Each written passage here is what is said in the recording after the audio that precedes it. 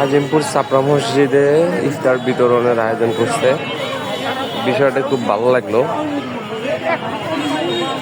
প্রত্যেক মুসলমানদের জন্য ইফতারের আয়োজন করা আসলে খুবই একটা ভালো দিক। কেমন আছেন সবাই? সপ্তম রমজান।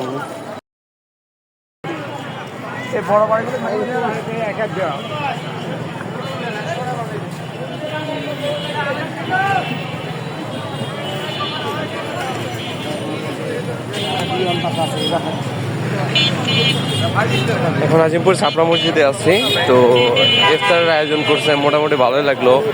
কিন্তু এখানে বাজার কাঁচা সবজির দাম খুবই, ইফতারের দোকান খুব কম বসে, কিন্তু আবার ভিড় অনেক। কিন্তু পরিবেশ হালকা পাতলা নোংরা। তারপরে এখানকার লোক যেরকম ভাবে চলে মোটামুটি ভালোই।